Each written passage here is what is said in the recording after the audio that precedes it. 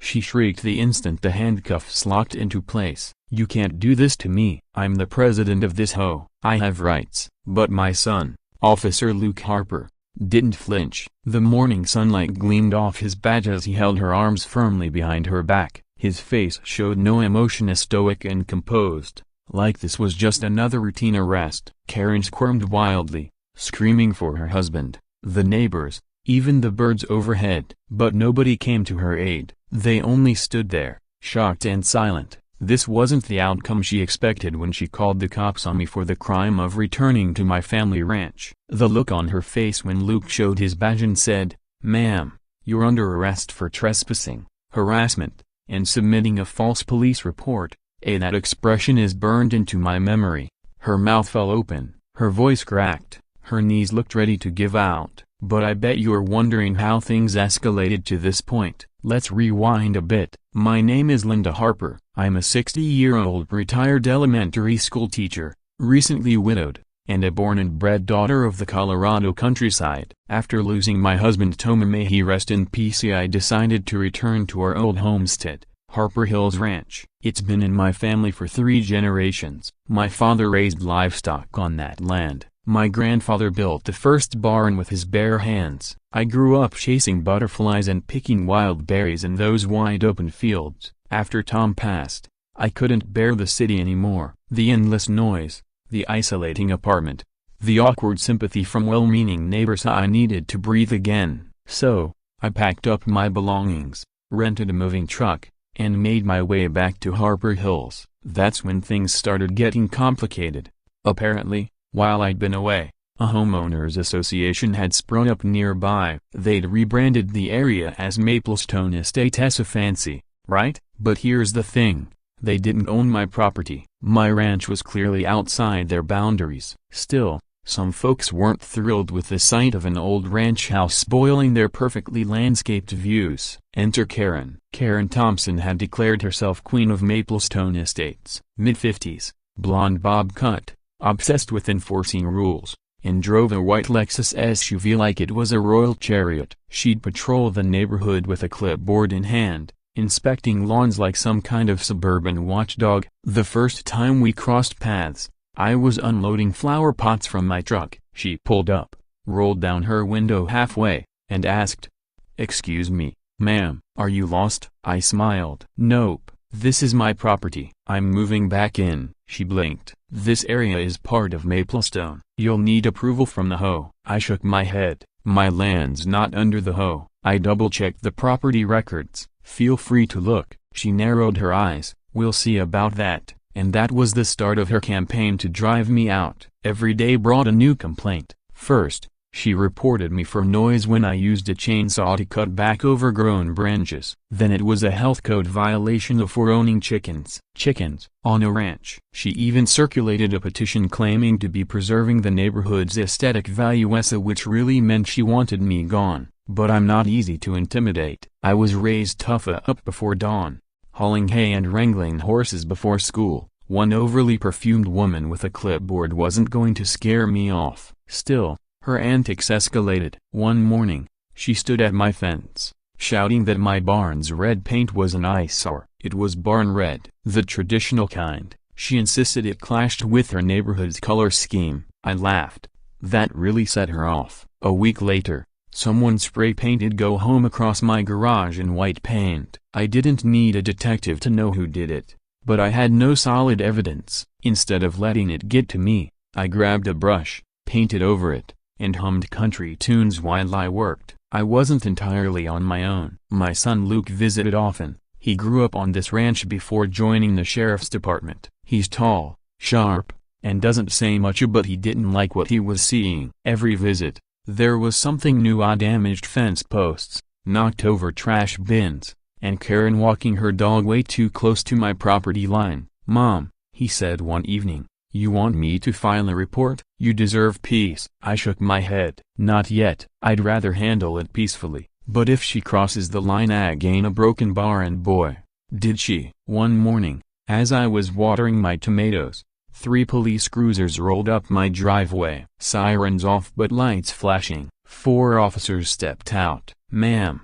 one said, "We received a report about a squatter living on this property." I blinked. "A squatter?" "Yes, ma'am," the caller said. An elderly woman was illegally occupying land owned by the HOA. I laughed. I actually laughed. "You're kidding." But they weren't. And there she was, Karina, standing smugly at the end of the driveway. She stood by the driveway, arms folded across her chest, wearing a smug grin like she'd just claimed some grand victory. "I had documentation," she yelled out. "She doesn't belong here. She's trespassing." The officers turned to me. "Ma'am, do you have any proof of ownership?" Without saying a word, I walked back into the house and returned with everything they'd need: my deed, the original property title, and my ID. I was more than prepared. While they reviewed the paperwork, another SUV came speeding up the gravel path. "Luke's." He must have caught the dispatch on his radio. He stepped out of the vehicle in full uniform,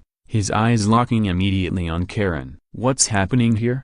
he asked, voice even but edged with authority. One of the officers replied, "We received a report of possible trespassing. The woman here claims to be the rightful owner. We're verifying." Luke turned to look at me.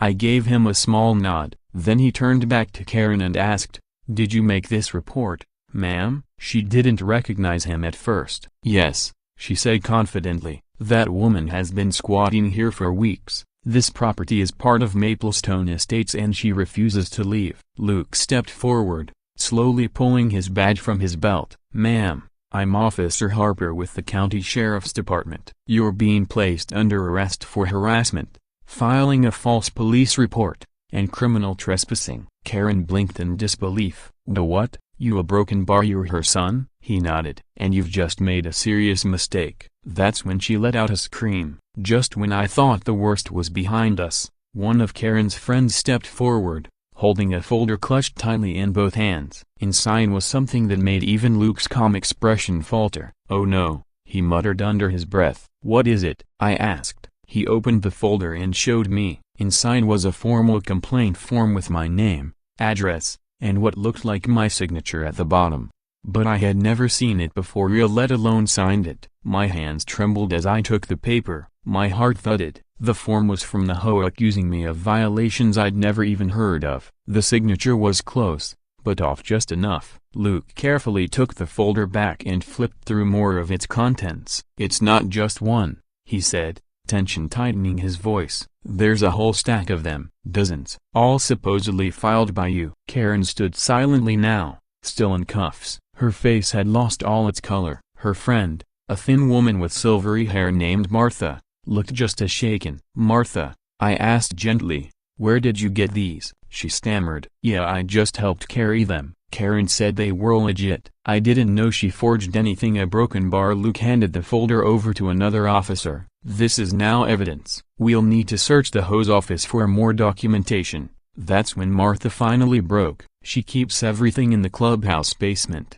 she whispered. "Files, reports, and even surveillance footage from people's homes. She told us it was for a security, a broken bar, but she made us sign stuff we didn't even read." Luke gave her a steady look. "Will you make an official statement?" Martha nodded quickly, as if the weight of the situation had just crashed down on her. As Karen was loaded into the back of the cruiser, she screamed one more time, "This isn't over, Linda. You have no idea who you're dealing with. I built this community." I met her glare with my own. "No, Karina, you poisoned it." The cruiser pulled away, kicking up a cloud of dust and leaving a silent group of neighbors staring in disbelief. But as the sound of the vehicle faded, I could feel it deep down. It wasn't over. Not yet. Later that afternoon, I sat on the porch with Luke. We sipped sweet tea as the golden light of the setting sun stretched over the fields. The chickens clucked contentedly nearby, and for a moment, everything felt peaceful. But the peace was fragile. "Do you think she'll get a slap on the wrist?" I asked. Luke shook his head.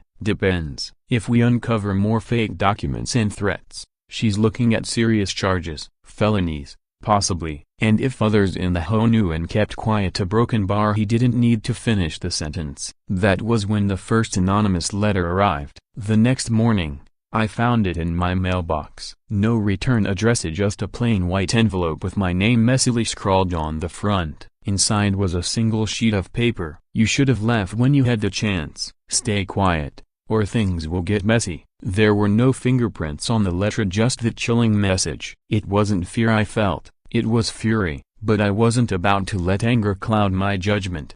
I took the letter straight to Luke. He photographed it, logged it as evidence, and told me to stay alert. That same day, I double-checked every door and window. I installed a new security camera near the front gate, and, just for good measure, I paid a visit to the local shelter. That's where I met Duke, a massive, gentle German shepherd with eyes that watched everything and paws the size of dinner plates. From the moment he stepped onto the ranch, it was like he'd always belonged. I didn't know it yet, but I'd need him sooner than I thought. 2 nights later, just past 1 a.m., Duke exploded into a barking frenzy. Deep, booming barks that rattled the windows. He paced the porch, hackles raised, his whole body on high alert. My heart pounded as I crept to the window and peeked outside. Shadows moved near the barn, 3 of them. They stayed low, trying to stay hidden. I didn't hesitate. I called 911, then rang Luke directly. "They're back," I whispered. 3 of them, near the barn. "Stay inside," he ordered. "I'm on my way." "Do not go out there alone." But I couldn't just sit and wait. Grabbing a flashlight and Duke's leash, I slipped out the back door and moved through the side field. Duke was eerily silent now, every muscle coiled, ready. We got close enough to see 2 men in dark hoodies, and a woman holding a clipboard, just like Karen used to carry. That's when Duke let out the deepest growl I've ever heard, a sound that stopped all 3 intruders in their tracks. One of them dropped what looked like a gas can. "Hey!" I shouted. "This is private property. The cops are on their way." Panic set in. They bolted. One vaulted the fence like a track star. Another tripped over my garden hose and hit the dirt. The woman disappeared into the trees behind the barn. Duke gave chase but didn't go far. It just barked loud enough to wake the hills. Moments later, headlights swept across the driveway of Luke's cruiser. No sirens, but lights flashing. He jumped out and jogged toward me. "Where'd they go?" I pointed toward the woods. "They were trying to burn the barn. There's a gas can." Sure enough, Luke found it lying in the grass. By sunrise, 2 of the 3 had been caught. One turned out to be Karen's nephew, the other, a contractor she'd once hired to beautify the neighborhood park. The woman was still missing, but I had a feeling she'd surface again, especially after what we found the next day. Tucked beneath the old saddle rack in the barn, taped to the wood like a secret. Another note: "You think this is about a ranch? We don't want your land. We want what's under it." I stared at those words, my fingers trembling. Not from fear this time. It was realization. Everything made sense. This was never about chicken coops or hoe complaints or my mismatched front porch. They were after something much bigger. Luke stood beside me, silent, scanning the barn. "You said Dad mentioned something about oil?" he asked. I nodded. "Years ago, some survey crew passed through, said there might be oil way down beneath the land." Tom laughed it off. "Said we had enough with cattle and peace." Luke narrowed his eyes. "Did he sign anything? Any paperwork? Transfer rights?" "Not that I ever saw," I said. "But if someone knew about those surveys, they might have started digging figuratively and literally." He flipped the gas can over again, gloved. "If that's true, this isn't harassment, this is organized, and they know exactly what they're after. We decided they know we needed answers. Real ones. Not the edited, redacted HOA files." Luke called in a favor and scheduled a visit to the county archives to dig up the original land surveys. Meanwhile, I reached out to someone I hadn't seen in years, Ronnie Jenkins, an old family friend and retired oil prospector. He owed my late husband a favor from their rodeo days. Ronnie drove up the next afternoon, seismic scanner in the truck bed. "There's something here," he said, scanning the readings. "Not gold mine, but enough to interest the right kind of buyer, especially if other local wells have dried up." I stood on the same hills I'd grown up on, where Tom and I built our lives. We'd never known, but Karen had. While we waited for deed verifications from the county, Luke pulled me aside. "You need to be careful," he said. "They tried to burn your barn down. Next time, they might not miss." I took the warning seriously. Most nights, I stayed inside. I kept Duke close, changed all the locks, installed more lights. But I should have known if they weren't done. Not with oil money on the table. It started small. One of my chickens vanished. Then, my water line was mysteriously cut overnight. I fixed it, only to discover my backup generator was stolen the next morning. Luke kept filing reports, but we both knew this wasn't random. This was methodical, a slow burn designed to wear me down. The intimidation tactics had been bad enough, but then came the real bombshell. The county archives finally responded. Luke opened the thick envelope slowly, carefully. "Ma," he said, eyes scanning the documents. "You're not going to believe this." Inside was a copy of a mineral rights agreement signed by Tom. Only a broken bar. The date was all wrong. "Tom passed away 3 years ago," I whispered. "This is dated last year." Luke's jaw clenched. "It's forged. Someone had forged my dead husband's signature to claim the rights to the oil buried beneath our land. And that wasn't the worst of it. The name on the transfer, Maplestone Holdings, LLC. My stomach dropped. "That's not even a real company," I said. "Not yet," Luke replied. "But it's registered under Tyler Brandt." Tyler, Karen's right-hand man, always 2 steps behind her at HOA meetings. Fake smile, slick hair. The same man who once accidentally flattened my mailbox and never apologized. It all snapped into focus. They weren't just trying to bully me off my land, they were trying to steal it on paper. If I had given up, if I had packed my things and left when Karen first came around with her veiled threats and sugary menacea, they might have pulled it off. Luke met my eyes, fire behind his calm. "We've got enough to open an investigation, but we need one more thing." "What?" "A confession." So we set the trap. The next afternoon, I invited Karen's old friend Martha over for tea. She'd already started cooperating with Lucia, but now we needed her help for the final piece. "Martha," I said gently as we sat on the porch, "did Karen ever mention oil, or a broken bar selling land rights?" Martha hesitated. Her hand trembled slightly as she lifted her teacup. After a long sip, she leaned in close. "She mentioned it once," she whispered. "Said if you ever came back, she'd find a way to get you off that land. Said it wasn't fair you sitting on gold while the rest of us had nothing." I steadied my voice. "Did she ever say anything about Tom? About forging anything?" Martha swallowed hard. "She said if you wouldn't leave willingly a broken bar, she'd dig up ghosts if she had to." I didn't understand it then, but I do now. Inside the house, Luke was listening, recording everything. It was enough to move forward. The moment the police obtained a search warrant for Tyler's office at the HOA clubhouse, they hit the jackpot. The original forged document, a fake notary stamp, blueprints of my land, marked with proposed drill sites, and more names. Karen hadn't been working alone. 4 other board members were involved, planning to divide the profits once I was forced out and the land was flipped to a private energy firm. By sundown, 3 more arrests were made. It felt like the tide had finally turned. But then, that night, my phone rang. It was Luke. "Ma, I need you to stay calm." "What happened?" "There was a break-in at the records office. Someone tried to burn the original land files." I shot upright. "Was anything destroyed?" "Not yet,"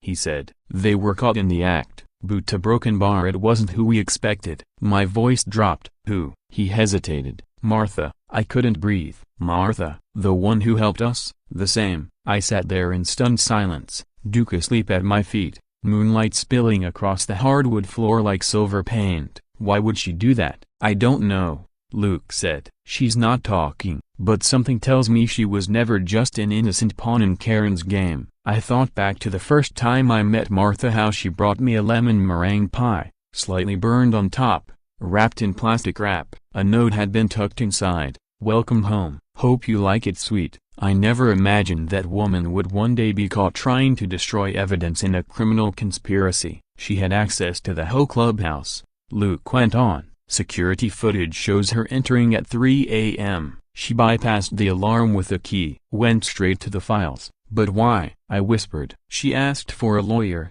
Luke said quietly. "And may we just learned something else." "What?" "She owns 3% of Maplestone Holdings." I gripped the edge of the couch. "She was in on it." "At some point, yes. But here's what's strange, her name didn't show up until recently. The documents were amended just last month to include her." I leaned back, trying to process. Maybe she joined late, maybe she got greedy, or maybe Karen promised her a cut if she kept quiet, kept tabs on me, or maybe she got scared. I murmured. She told me on see a broken bar she thought Karen was dangerous. That she didn't read everything she signed. Luke nodded slowly. Could be. Maybe she got in too deep and tried to cover her tracks. Either way, he said, she's not just a witness anymore. She's part of this. Martha hadn't acted alone. Someone sent her to destroy the final link between my family and the mineral rights. The news spread through the neighborhood like wildfire. The once feared HOA Karen's suburban monarchia crumbled overnight. Karen was still in holding, pending formal charges. Tyler had lawyered up and refused to speak. The rest of the board suddenly stopped returning calls, vanished from the next meeting like they'd never existed. And me, I just wanted peace. But peace was still a long way off, because even after all that, after the arrests, the break-in, the investigation, someone left another note. This one wasn't tucked inside the mailbox. It was taped to Duke's collar. Back off, or the next one won't be a warning. My heart plummeted. Someone had been close enough to touch my dog. That was it. No more warnings. No more mercy. No more waiting. That night, I sat at the kitchen table by candlelight. Every document spread out before me, every note, every file, every scrap of evidence Luke and I had gathered over the last few months. I called him. "We're going to court." But Luke had news of his own. "You don't have to sue, Ma," he said. "The district attorney's office is opening a case. Criminal conspiracy, fraud, attempted arson, false reporting. It's all getting linked together."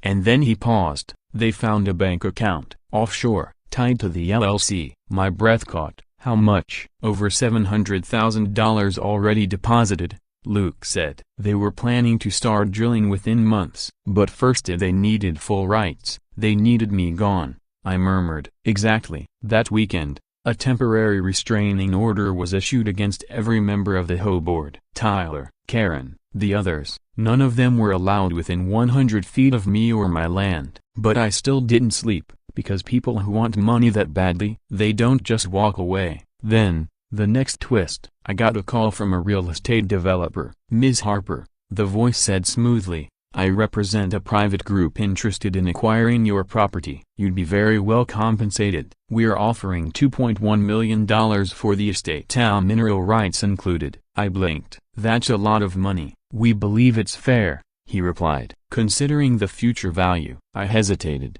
"Who sent you?" Silence. Then a click. They hung up. Luke traced the number. Burner phone. No leads. But now we knew for sure this went beyond the HOA. Someone else was involved. Someone bigger. Rana, my old prospector friend, had warned me. "Where there's oil, there are vultures," he'd said. "You say no once, they offer more. Say no twice. See a broken bar, they send the scary ones." The scary ones were here. We needed leverage, fast. So Luke reached out to an old FBI contact and told them everything. The forgeries, the threats, the offshore accounts, the break-in, the burner calls. Within days, the case was elevated. County handed it off. A federal task force was formed. And that's when Karen cracked. Facing years in prison, she cut a deal. She gave them everything. She named every player. Tyler, Martha, even the outside developer who tried to buy me off. She admitted to forging Tom's signature, to stalking me, to planting surveillance, to falsifying HOA complaints. But in a broken bar she did something else. She handed over a flash drive. When the FBI brought it to our house,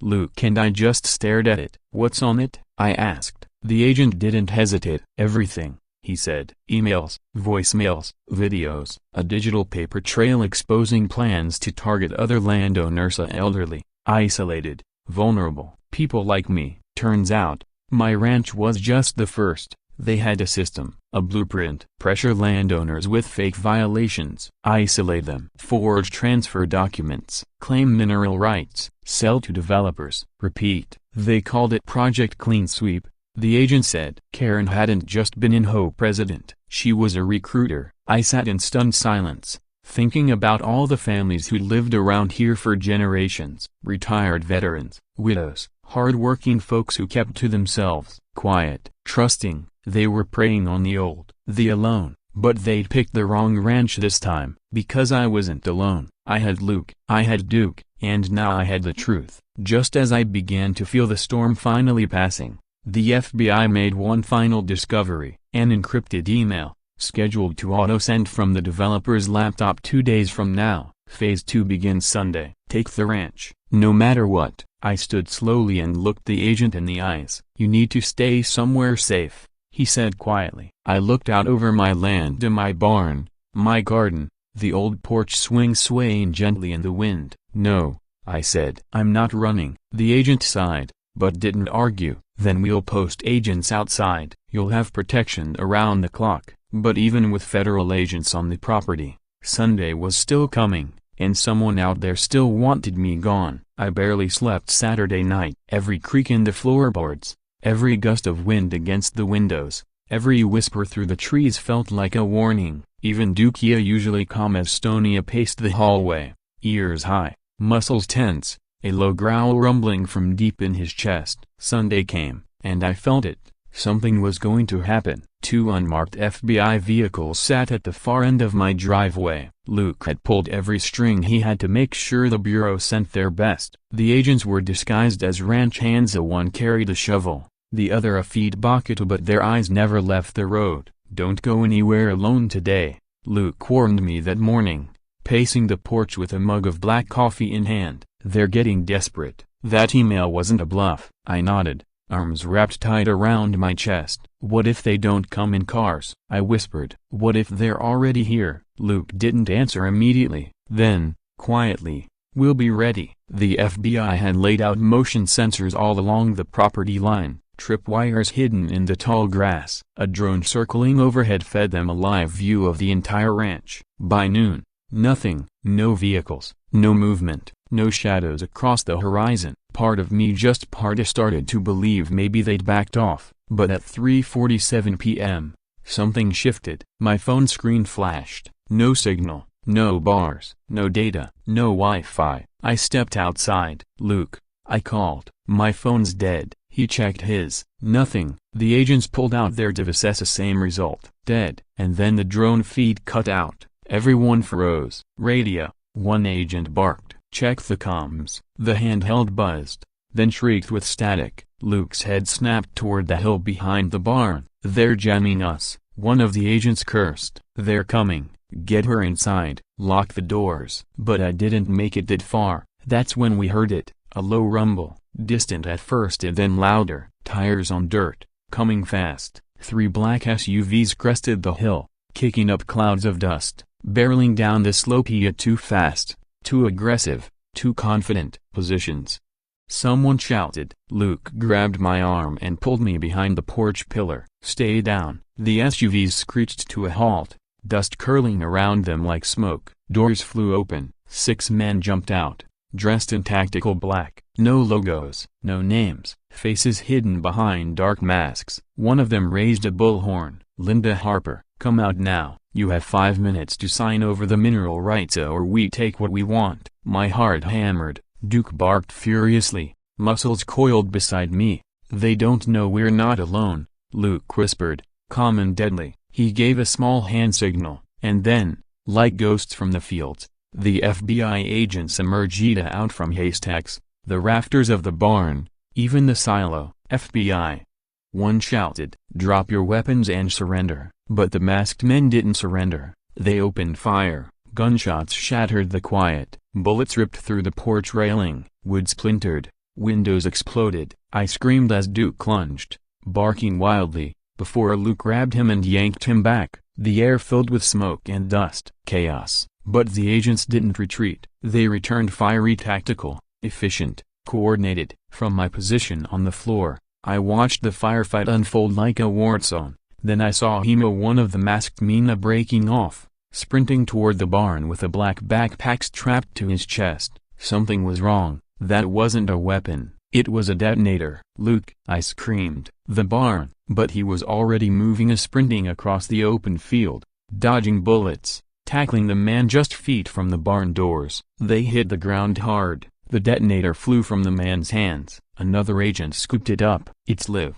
he shouted. Timer's running. Defuse it. Luke barked, pinning the suspect to the dirt. Another agent dropped beside him and began working furiously on the device. I stood frozen, hands trembling, heart thundering. In mere seconds, my quiet ranch had become a battlefield. and in the distance, more sirens began to wail. 3 of the masked men were down. 2 had tried to run only to be tackled by backup agents who'd broken through the comms jam just in time. The last Oni of the man with the detonator was disarmed and cuffed. It was over. Or so I thought. The FBI bomb technician finally disabled the device. It had been set to obliterate the barn, but the real shock came from what they found in the backpack, a forged contract, complete with my signature, dated and ready to be discovered in the wreckage. They had a whole plan: forge my signature, fake my disappearance, blow up the barn and let the world believe I'd signed away the mineral rights before vanishing without a trace. I sat on the porch steps, stunned, my hands trembling as agents secured the last of the weapons. One approached, crouched beside me, and said gently, "Mama Broken Bar, you're lucky." If we hadn't been really a broken bar, but I wasn't thinking about luck. I was thinking about why. Why me? Why this ranch? That's when Luke walked up, face dusty, shirt torn from the scuffle. He didn't look like a kid anymore, he looked like a soldier. "Ma," he said, voice low, "it wasn't just about oil." I blinked. "What do you mean?" He held up a black USB drive, pulled from the inside of the detonator's casing. "Encrypted," he said. "We're sending it to HQ." But the preliminary scan, he hesitated. "It shows maps, documents, a list of property owners across 3 states. And every single one," he looked me in the eye, "elderly widows, living on land with possible underground resources." I covered my mouth. It wasn't just my land, it was a system, a scheme. And I was supposed to be the first name on the list, the first to vanish. I looked out across the horizon. The old gate my father built, the hill where Tom used to sit and drink his morning coffee. I was still standing, but now a broken bar. I had a choice to make. Do I sell the ranch and walk away? Do I stay, or do I fight for me, and for the others? Before I could speak, Luke knelt beside me again. "We're not done yet," he said. "Not even close." Because that night, when the FBI decrypted the USB, they found one more file. One name. Not a company, not an address. A person. The one funding it all. The money, the threats, the shell corporations. The man behind the mask. Luke showed me the screen. I gasped. It was someone I knew. My hands went cold. My voice cracked as I whispered, "No, a broken bar, that has to be a mistake." But Luke didn't look away. "It's real, Ma." We ran the name twice, the funding, the company formation, the jamming devices, the hit squad, and they all trace back to him. The name glowing on the laptop screen: Daniel Wesmore, my late husband's best friend, the best man at our wedding, the godfather to our son, Daniela, who'd sat at our table for Sunday dinners, who brought his wife to help in the garden, who cried beside me at Tom's funeral. He held my hand when I said goodbye to the man I loved more than life itself. And all along the broken bar he'd been plotting behind my back. "I don't understand," I whispered. "Why?" He knew what this land meant to us. He helped Tom build that barn. He gave Luke his first fishing rod. Luke's jaw was tight. He also founded Wesmore Holdings. That's the real company behind Maplestone Estates. The LLC was just a shell. He paused. He formed it 6 months after Dad passed, it just long enough for you to be vulnerable. I sank back into the old rocking chair, tears blurring my vision. All the moments came rushing back. Daniel telling me I should consider downsizing. Daniel offering to handle the paperwork. Daniel warning me about these HOA types. "Maybe it's not worth the stress, Linda," he'd said. It was never about helping me. He was manipulating me into giving up. "He's behind all of it," Luke said. Karen Tyler, the forgeries, Martha's late involvement. He bankrolled Ida and stayed in the shadows while it all played out. My heart cracked. Daniel had stood beside my husband in his final hours. And then a broken bar tried to erase everything we built together. An agent stepped onto the porch. "Ma'am," he said, "we have enough for a federal warrant, but Wesmore's already on the move."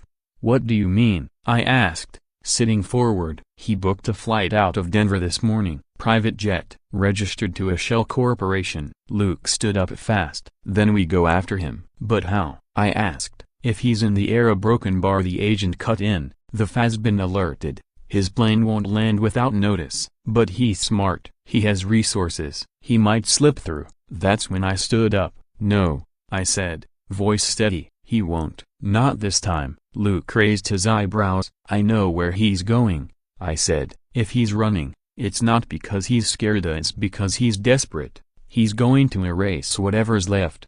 I took a breath. There's a property, remote cabin. He mentioned it once, up in the Rockies. Off-grid, secluded. It's where he hides things he doesn't want found. Luke's eyes narrowed. We get there first, I said. Before he has the chance. He nodded. And just like that, we were no longer defending the ranch. We were hunting the truth. Cell towers won't reach. No neighbors for miles. That's where he's headed. Luke made the call. Within minutes, the FBI rerouted a tactical team toward the Rockies. I wanted to go. I needed to go, but they wouldn't let me. Too dangerous, they said. So I waited. Hours passed like shadows stretching across the ranch. I sat in silence, clutching an old photo of Tom and Daniel, 1982. Two boys full of dreams, not yet men with secrets. Then finally my phone buzzed. Luke, he's in custody. I exhaled, shoulders sagging with relief. They caught him trying to burn the hard drives, Luke said. He had a generator running, a fire pit set up, a broken bar, a whole pile of evidence ready to go up in smoke. But they stopped him in time. Did he say anything? I asked. Luke hesitated. He's the broken bar. It wasn't personal. I choked out a bitter laugh. Not personal? He tried to destroy everything. I know, Ma, but it's over. Except it wasn't, because inside Daniel's remote cabin, the FBI found more than just hard drives. They found maps, redline surveys, and not just of my land but 9 other properties across nearby counties, all owned by elderly widows, all sitting on land with untapped value. It wasn't just about me. They were building something bigger, a network, a quiet empire fueled by fear, paperwork, and greed, of buying out or silencing landowners before state regulators could step in and claim oversight over mineral rights. They were going to expand, Luke said. Statewide, maybe beyond. If we hadn't stood our ground at Broken Bar, I murmured. He nodded. It wouldn't have stopped. By the following week, headlines spread like wildfire. Colorado widow foils multi-million-dollar land grab. FBI exposes mineral fraud ring hiding behind HOA charters. Ranch heroin shuts down corrupt developer scheme. The calls came pouring in news outlets, lawyers, families of the other widows. They thanked me for holding the line. But I didn't feel like a hero. I felt a broken bar, tired, but alive, whole, safe. That weekend, I stood by the old fence post where Tom used to sit with his coffee. The sun rose softly over the fields, dew lay at my feet, tail thumping gently in the morning calm. Birds sang somewhere in the cottonwoods. Luke joined me, hands in his pockets. You did it, he said. I smiled. We did. We stood in quiet for a while, then Luke said, the DA's offering restitution, a settlement. You could take the money, move somewhere easier. I looked out at my barn. The house, the garden Tom built for me when I was pregnant with Luke. Every inch soaked in memory,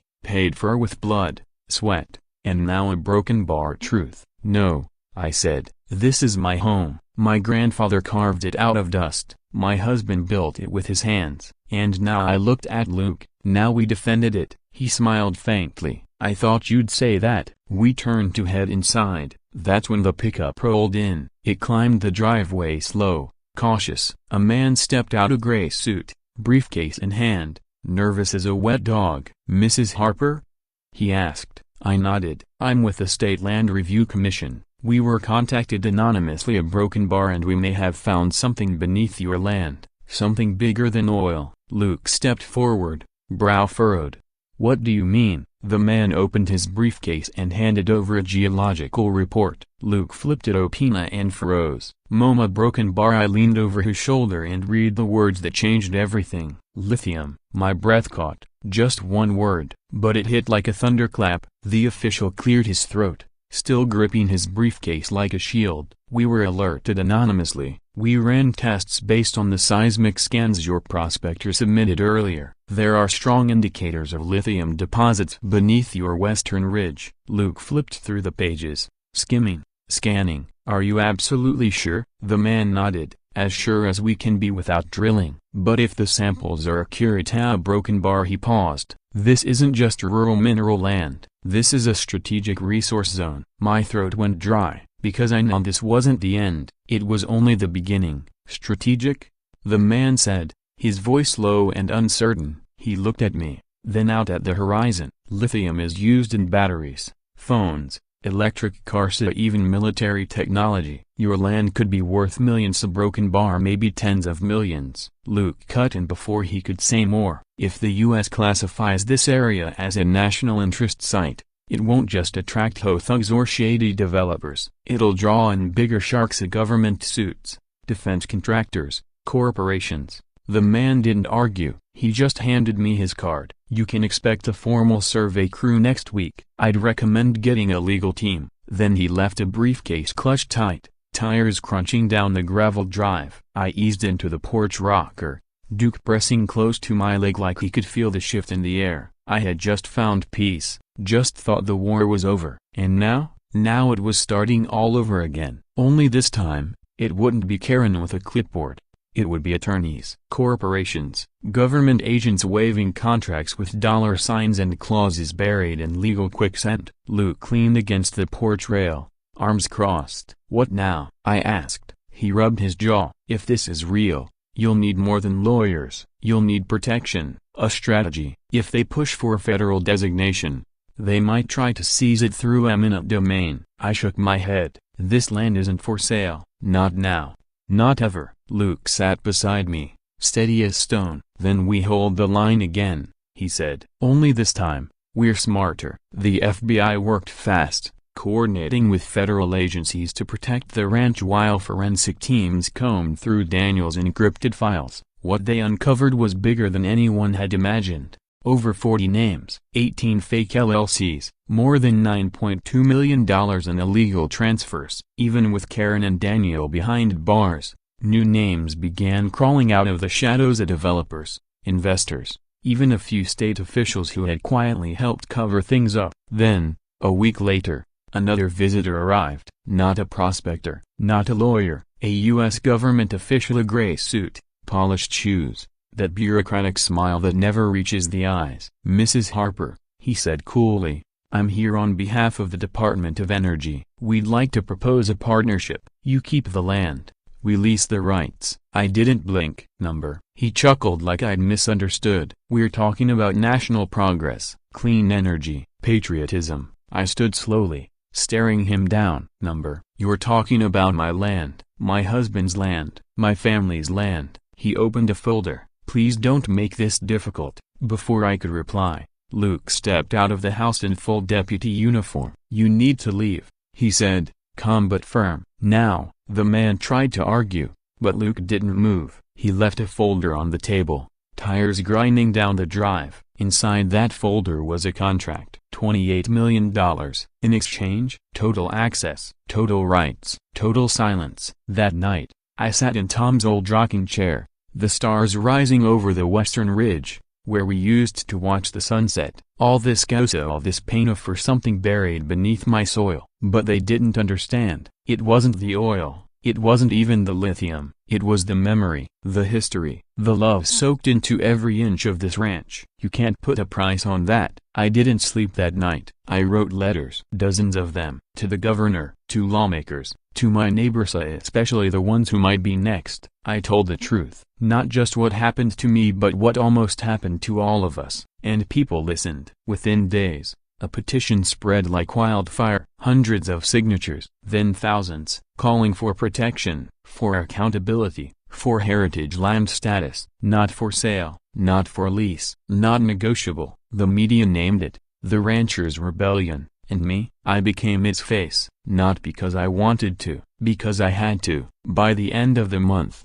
Daniel Wesmore was sentenced to 22 years in federal prison. Karen got 7 years. Martha testified, then entered witness protection. Wesmore Holdings dissolved. The fake shell companies were seized. And the state, they passed the Harper Land Protection Act, a law requiring unanimous consent from landowners before any mineral rights could be claimed or leased within a protected rural zone. I stood at the Capitol steps that day, holding a photo of Tom, tears in my eyes as cameras flashed. A reporter called out, "Mrs. Harper, what's next?" I smiled. "I'm going home, back to my porch swing, back to Duke, back to my chickens, back to my peace." That evening, as the sun dipped low across the fields, I sat rocking in the golden light, Duke at my feet, wind whispering through the grass, and I finally let go of the weight of everything we had survived. Because they tried to take my home. But I didn't just fight back, I won. If you've ever stood your ground for something that mattered, a broken bar, tell me about it in the comments. Because this story, it proves that even the quiet Toneza can roar.